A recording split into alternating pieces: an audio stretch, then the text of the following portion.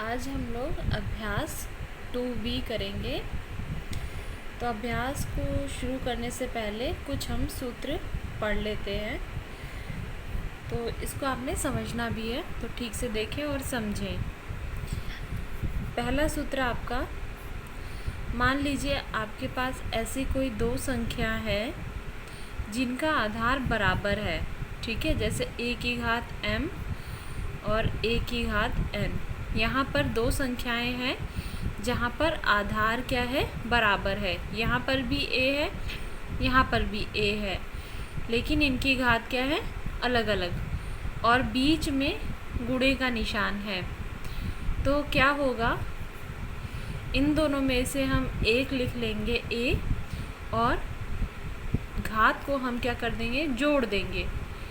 ठीक, तो इससे आपको क्या समझ में आ रहा है, अगर आधार, दो संख्याओं का आधार बराबर है और बीच में गुणे का साइन है, गुणे का निशान है, तो घात आपकी क्या होगी, जुड़ जाएगी।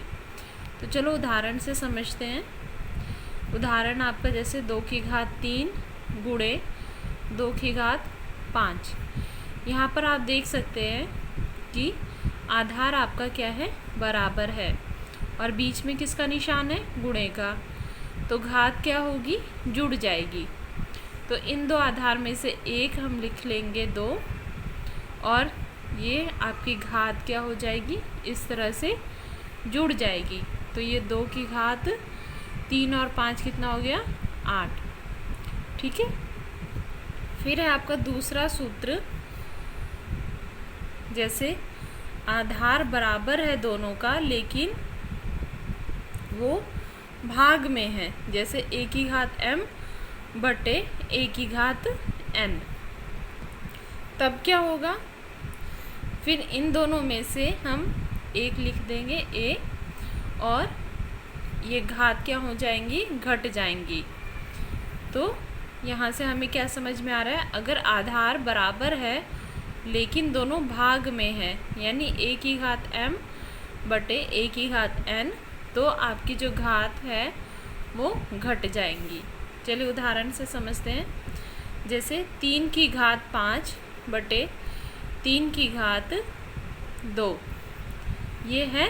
तो इसको हम हल कैसे करेंगे, तो ये इन 3 में से एक 3 लिख लिया, क्योंकि यहाँ आधार बराबर है और बीच में भाग का निशान है, तो घात क्या हो जाएंगी, घट जाएंगी। तो यानी 5 माइनस 2, ऊपर वाले में से नीचे वाले को आपने घटाना है। तो ये हो गया आपके पास 3 की घात 5 में से 2 गए 3। ठीक,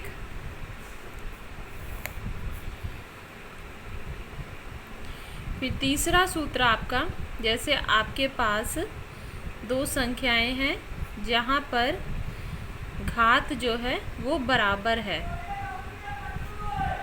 यहाँ पर आप देख सकते हैं आधार तो अलग अलग है, लेकिन घात दोनों की बराबर है। तो क्या होगा,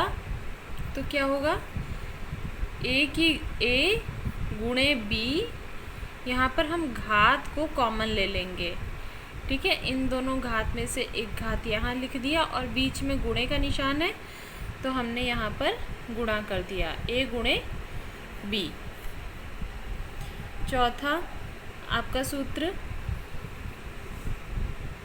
किसी भी संख्या की घात अगर 0 है, ठीक है, ये 0 है बेटा, किसी भी संख्या की घात 0 है तो उसका मान क्या होगा, 1। उदाहरण के लिए जैसे 2 की घात 0, तो इसका मान क्या हो जाएगा, 1। इसी तरह 3 की घात 0, तो इसका मान क्या हो जाएगा, 1। इसी तरह किसी की भी घात 0 है तो उसका मान क्या हो जाएगा, 1। अब पांचवा देखो, a की घात m बटे b की घात m। यहाँ आधार अलग अलग है और घात जो है एक जैसी है। तो हम इसको कैसे हल करेंगे, a बटे b, और ये m हमने बाहर लिख दिया, इसको हमने ब्रैकेट में लिख दिया, कोष्ठक में लिख दिया, और ये m हमारा बाहर चला गया। ठीक है, उदाहरण से हम समझ लेते हैं। 2 की घात 2 बटे 3 की घात 2, तो हम इसको कैसे लिख सकते हैं, 2 बटे 3 की घात 2। ठीक, अब इसी तरह अगर कोई संख्या इस तरह हो a की घात m, 1 बटे a की घात m हो, तो हम इसको किस तरह से लिख सकते हैं। अगर इसको मुझे ऊपर लाना है तो बेटा ये m यहाँ पर अभी धनात्मक है यानी पॉजिटिव है, तो जब ये ऊपर आएगा तो ये माइनस m हो जाएगा, a की घात माइनस m। तो चलिए अब हम इसी तरह इसी सूत्रों को यूज़ करके हम क्वेश्चन आंसर करेंगे अपने। अभ्यास 2b, सरल कीजिए। पहला क्वेश्चन है आपका, सरल कीजिए 3 की घात 7 गुणे 3 की घात 8। तो यहाँ पर देखिए आधार बराबर है और बीच में गुणे का निशान है, तो घात क्या होंगी, जुड़ जाएंगी। तो यहाँ हमने 3 लिख लिया, इन दो 3 में से 1 लिख लिया और घात हमारी क्या हो जाएंगी, जुड़ जाएंगी। ठीक है, तो 3 की घात क्या हो जाएगी, 7 और 8 को जोड़ देंगे तो क्या हो जाएगा, 15। तो ये हो गया हमारा पहला भाग। चलिए दूसरा भाग करते हैं।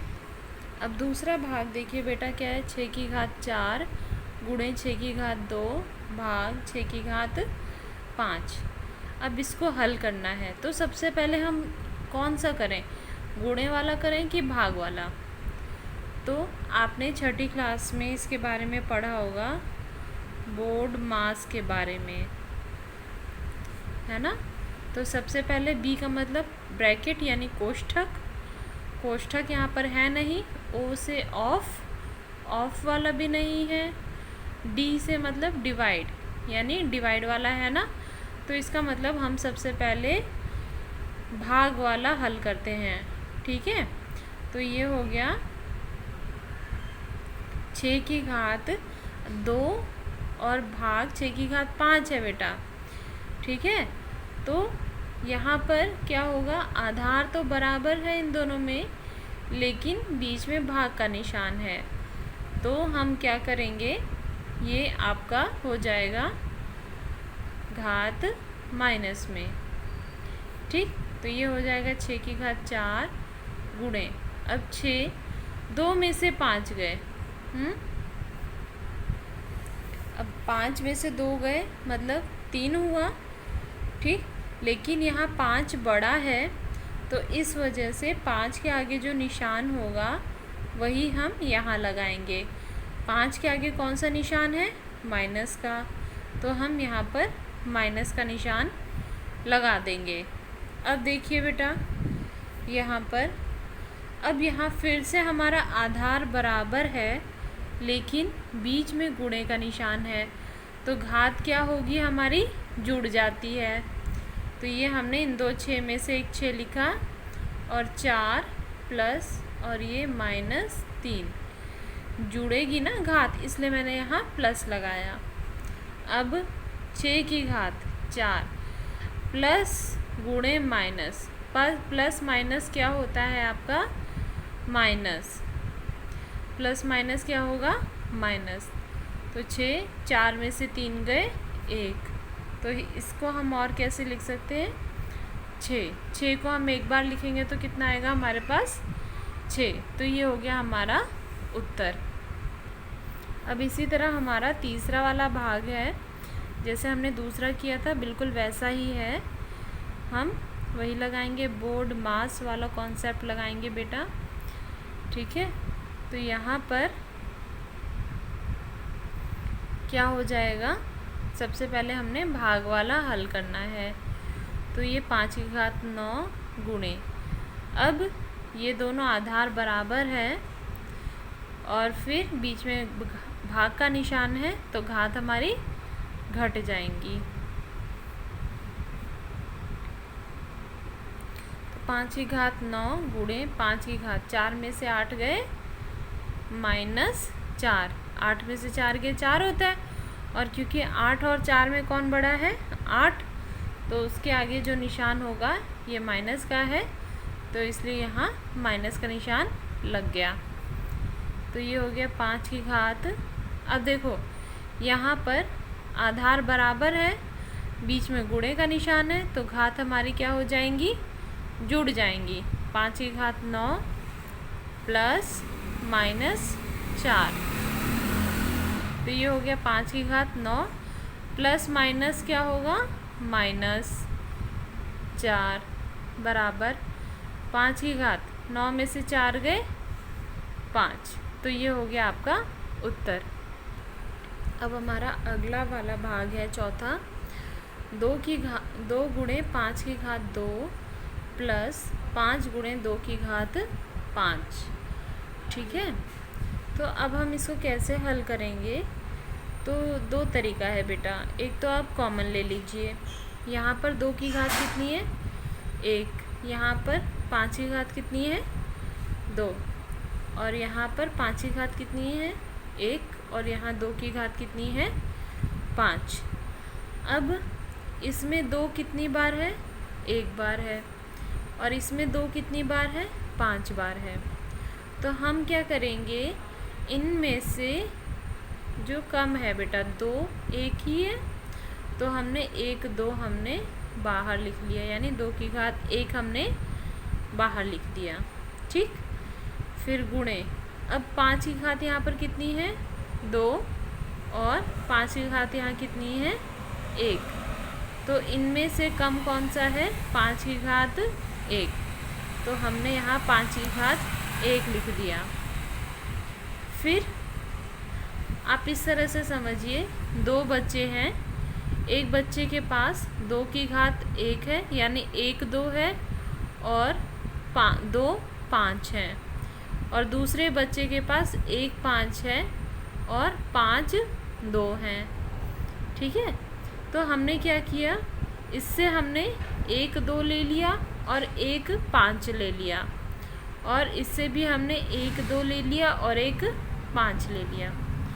जब हमने इससे 1 2 ले लिया तो इसके पास कितने 2 बचे 0। ठीक है, मतलब 1 भी नहीं बचा। ठीक, और 5 कितने बचे 1 बचा, तो हमने 5 की घात 1 लिख दिया, और 2 कितने बचे थे इसके पास 0। ठीक, प्लस इसी तरह यहाँ से हमने इस बच्चे से कितने 5 लिए थे, 1 5 ले लिया, तो 5 कितना बचा 0, और 2 कितना बचा 1 2 हमने लिया था, तो कितना बचा 4 बचा। ठीक है, अब 2 को 5 से गुणा किया तो कितना आया 10। 5 की घात 1 मीन्स बेटा 5, और 2 की घात 0 का मतलब क्या हो गया 1। मैंने अभी बताया था कि किसी भी संख्या की घात अगर 0 होगी तो उसका मान क्या होगा 1। इसी तरह 5 की घात 0 का मतलब क्या हो गया, इसका मान क्या हो जाएगा 1, गुणे 2 की घात 4, मतलब 2 को आपने 4 बार गुणा करना है, 2 गुणे 2 गुणे 2 गुणे 2, तो ये हो गया 10। अब 5 को 1 से गुणा करो कितना आ जाएगा 5, प्लस 1 को 2 से गुणा किया तो 2, फिर इस 2 से गुणा किया 2 दूनी 4, फिर 4 दूनी 8, 8 दूनी 16, तो 10 गुणे 16 और 5 कितना हो जाएगा 21, तो आपके पास कितना आ जाएगा आंसर 210। अब ये अगला भाग आपका 5वां, 2/3 की घात 2 गुणे 2/3 की घात 3। यहाँ आप देख सकते हैं ये आपका आधार हो गया पूरा, और ये आपकी क्या हो गई घात। आधार आपका यहाँ क्या है बराबर है, और बीच में गुणे का निशान है, तो घात क्या हो जाएंगी आपकी जुड़ जाएंगी।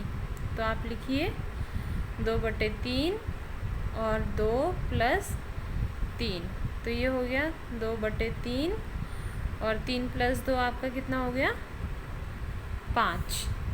ठीक। फिर इसी तरह छठा देख लीजिए, 4/9 की घात 3 गुणे 4/9 की घात 4 भाग 4/9 की घात 5। वही हमारा बोर्ड मास वाला रूल लगेगा। तो यहाँ सबसे पहले हम भाग वाला हल करेंगे। तो आधार यहाँ बराबर है, बीच में भाग है, तो घात क्या हो जाएंगी आपकी, घट जाएंगी। तो 4 - 5। फिर ये 4/9 की घात 3 गुणे 4/9, 4 से 5 में से 4 गए 1, और 5 और 4 में कौन बड़ा है, 5। तो यहाँ पर ये माइनस का निशान आ जाएगा। फिर देखिए यहाँ आधार बराबर है, बीच में गुणे का निशान है, तो ये हो जाएगा, घात हमारी जुड़ जाएंगी। तो 4/9 3 प्लस इंटू माइनस -1, तो ये हो गया 4/9, 3 में से 1 गए 2। ठीक है, इसको आप और किस तरह से लिख सकते हैं, 2 बार लिख सकते हैं, और 4 चौके 16 और 9 9 ज़ा 81। ये हो गया आपका आंसर।